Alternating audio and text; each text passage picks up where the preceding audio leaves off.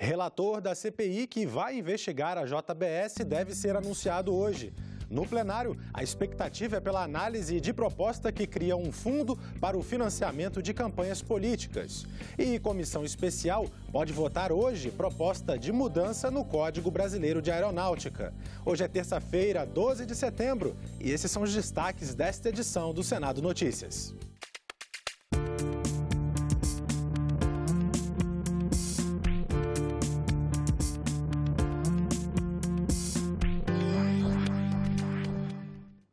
Olá, muito bom dia.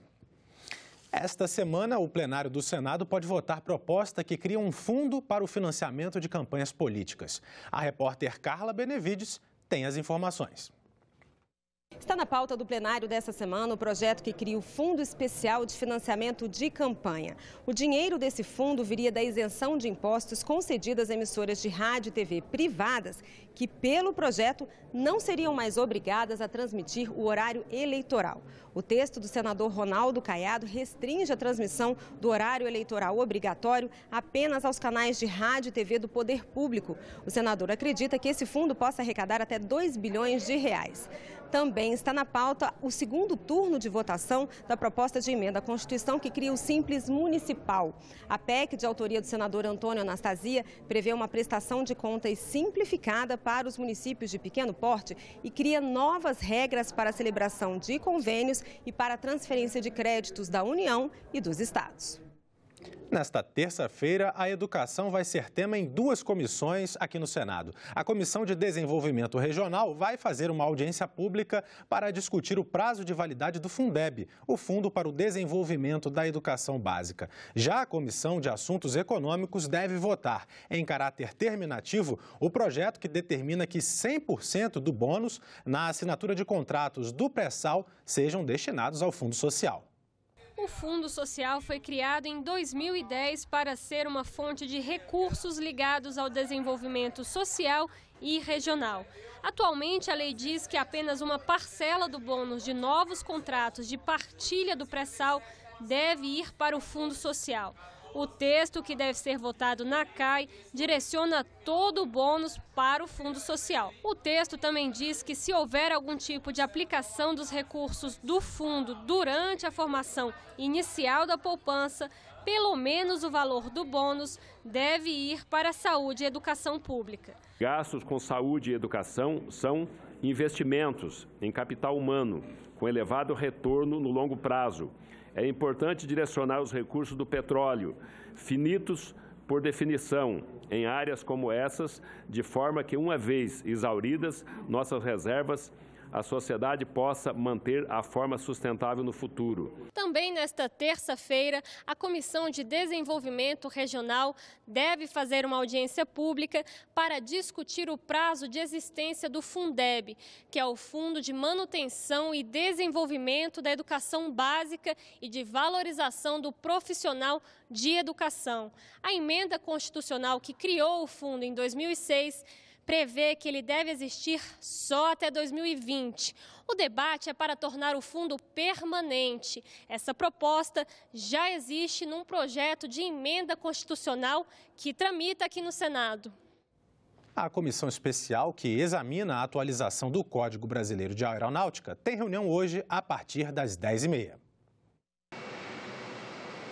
O código que está valendo hoje é de 1986. Na época que essas regras foram criadas, a Agência Nacional de Aviação Civil nem existia. Tem assunto que sequer aparece no código e que agora recebe toda uma atenção. É o caso das franquias de bagagens. Ao redor do planeta, o que a gente faz? Você viajou sem mala, o seu custo é mais barato, você paga menos. Quem viajou com mala, paga pela mala. Outra novidade é em relação à participação do capital estrangeiro nas empresas que prestam serviços aéreos públicos. Atualmente há um limite de 20%. O novo código não impõe restrições, desde que a empresa tenha administração aqui no Brasil e seja constituída sob as leis brasileiras. Trata de permitir que pessoas nascidas em outros países possam investir em empresas aéreas brasileiras ou abrir novas empresas aéreas no Brasil. Obviamente sujeita as mesmas condições das empresas existentes, ou seja, pagando impostos no Brasil, sujeitas às normas técnicas, às regulações da ANAC, gerando empregos no Brasil com a restrição de manutenção de emprego de aeronautas, tripulação para brasileiros exclusivamente. Mais investimentos estrangeiros aumentariam a probabilidade de rotas regionais serem atendidas na nossa avaliação. Estamos aqui construindo um case. Pode ser que seja um case de sucesso, sim, pode ser. Mas não temos a certeza, porque não existe um país do tamanho do Brasil no mundo com essa abertura. O código propõe que, ao perder um voo de uma reserva, a companhia não pode cancelar qualquer outro trecho da mesma reserva. Ou seja, se alguém comprou ida e volta e não embarcou na ida, o voo de volta continua valendo. O passageiro que estiver na sala de embarque quando um voo for cancelado ou estiver atrasado por mais de 4 horas, terá o direito de receber uma indenização com o valor da tarifa mais cara do voo, ser acomodado sem custo em outro voo similar, mesmo que operado por outra empresa aérea, ou receber o reembolso da passagem e ter assistência compatível com o tempo de espera, na forma de facilidades na comunicação e alimentação. Além de tudo, ele tem de ter um lugar para se hospedar se o novo voo tiver uma janela de 6 horas em relação ao original. Nesse caso, a empresa também deve providenciar o transporte do passageiro. Pelo projeto, a indenização e o reembolso devem acontecer imediatamente. As novas regras vão valer para voos nacionais. Os voos que vão para outros países ou que chegam de lá devem seguir acordos e tratados internacionais e ter apenas a incidência complementar do novo Código de Aeronáutica. Outras atividades também ocorrem na manhã de hoje aqui no Senado Federal. Vamos então conferir a agenda das comissões para amanhã desta terça-feira. Às 9 horas, a Comissão de Infraestrutura faz uma sabatina de José Cesário Sec, indicado para o cargo de diretor da Agência Nacional do Petróleo. No mesmo horário, a Comissão de Educação faz audiência pública para debater os indicadores referentes às metas do Plano Nacional de Educação. Às 10h30, ocorre a reunião da Comissão Especial que analisa mudanças no Código Brasileiro de Aeronáutica. Às 11 horas, na Comissão de Agricultura e Reforma Agrária, a audiência pública vai discutir medidas para a descentralização de empreendimentos no setor frigorífico de carne. E às 11h30, a Comissão de Meio Ambiente tem reunião para análise de matérias e pode decidir sobre um projeto que estabelece a forma de recolhimento e destinação final de baterias automotivas e industriais. E nesta terça-feira, a Comissão Parlamentar Mista de Inquérito, que vai investigar as operações da JBS com o BNDES, deve eleger o relator. O presidente da comissão é o senador Ataídes Oliveira e o foco da comissão é investigar supostas irregularidades entre as empresas JBS e JIF com o BNDES entre 2006 e 2017. Os donos da empresa fecharam um acordo de delação premiada com a Procuradoria-Geral da República em maio.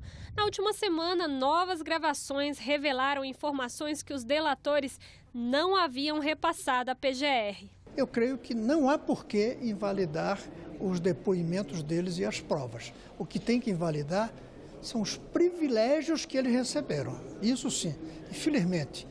Agora a gente vai poder tê-los na cadeia. O nome de 3 deputados tem sido apontados para a relatoria da CPMI: Francisquini, Hugo Leal e Carlos Marum. Depois que o relator estiver escolhido, os parlamentares ainda têm pela frente uma pauta com mais de 90 requerimentos. São pedidos de informação, de documentos e da convocação de pessoas para prestarem esclarecimentos à comissão. Entre os pedidos de convocação estão dos irmãos Batista, do ex-procurador Marcelo Miller e do próprio Janot. De acordo com o pedido de abertura da CPMI, a função da comissão vai além da investigação dos empréstimos do BNDES às empresas. O pedido já questionava o acordo de delação premiada feito entre os executivos da JBS com a Procuradoria-Geral da República, sob o argumento de que os delatores receberam muitos benefícios. O objetivo desta CPMI é bastante amplo, não é? Evidentemente que o que motivou mais foi essa superdelação premiada, evidentemente. Mas o escopo, o propósito desta comissão é muito grande. Por exemplo, esses empréstimos de mais de 12 bilhões de reais ao grupo JBS, com juros subsidiados. O senador Zé Medeiros acredita que os irmãos Batista têm de esclarecer como foi feito o acordo com a PGR, para evitar que as delações sejam banalizadas. O ideal seria que ele nos contasse como foi a preparação disso, como foi essa proposta de delação dele, em que termos aconteceu esse acordo, né, por qual foi o start, né, qual foi o contato que a Procuradoria fez, ou se foi ele que procurou. Queremos tirar essas dúvidas todas que estão parando na cabeça dos brasileiros. Já o senador Álvaro Dias acredita que o assunto não vai ser resolvido no Congresso Nacional. CPI é uma encenação hoje aqui no Congresso Nacional. Eles devem prestar contas à Justiça, devem sentar no banco dos réus, como ocorre agora.